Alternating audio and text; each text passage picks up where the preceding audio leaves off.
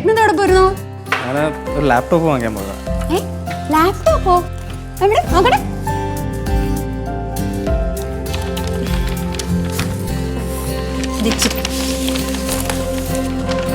ഓ നല്ല വെയിറ്റ് ഉണ്ടല്ലോ. ഹായ്, അയ്യോ നല്ല അടിപൊളി ലാപ്ടോപ്പ് ആണല്ലോ. അതെ, എന്റെ ലാപ്ടോപ്പ് ഹാങ് ആയത് തൊട്ട് ഞാൻ ആലോചിക്കുക പുതിയൊരെണ്ണം മേടിക്കണമെന്ന്. ഇത് ഞാൻ എടുക്കുവാണേ. താങ്ക് യു ചേട്ടാ. കണ്ടു പഠിക്കും മനുഷ്യ. എന്റെ ചേട്ടൻ എനിക്ക് അറിഞ്ഞു ലാപ്ടോപ്പ് മേടിച്ചെന്നാണ്ടോ. നിനക്ക് എന്തിനാണ് ലാപ്ടോപ്പ്? നീ IAS പഠിക്കുന്നുണ്ടോ? ഇല്ലല്ലോ, വെറുതെ ഗെയിം കളിക്കാൻ വേണ്ടിട്ടല്ലേ? അല്ലെങ്കിലും അവനെ രേവതി കഴിഞ്ഞിട്ടേ ഉള്ളു ആരും. അവക്ക് എന്ത് വാങ്ങിച്ചാലും അവൻ പൈസയും നോക്കാറില്ല. അതെ, ഇത് ഞാൻ നിനക്ക് വേണ്ടി വാങ്ങിച്ചതല്ല, പിന്നെ രമ്യക്ക് വേണ്ടി വാങ്ങിച്ചതാ. ഇവളൊരു ഓൺലൈൻ ജോബിന് ചേർന്നായിരുന്നേ, അപ്പം അതാ വാങ്ങിച്ചത്. അമ്മേ, അത് അവക്ക് കൊടുക്കടാ, അവക്കല്ലേ ആവശ്യമുള്ളത്. അമ്മ, ഇവക്കിപ്പോൾ ഇതിൻ്റെ ആവശ്യമില്ലല്ലോ.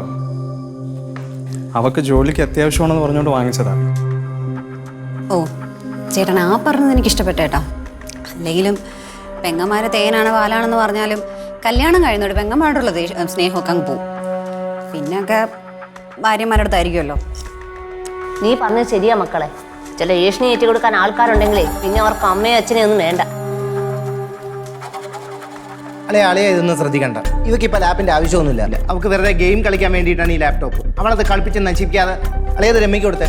അവൾക്കൊരു ജോലി കിട്ടിയല്ലേ. നീ ഒന്ന് മിണ്ടായിരിക്കും മോനെ. അവക്ക് വാങ്ങിച്ചപ്പോഴേ ഇവക്കൂടെ ഒരെണ്ണം വാങ്ങിച്ചാൽ എന്തായിരുന്നു?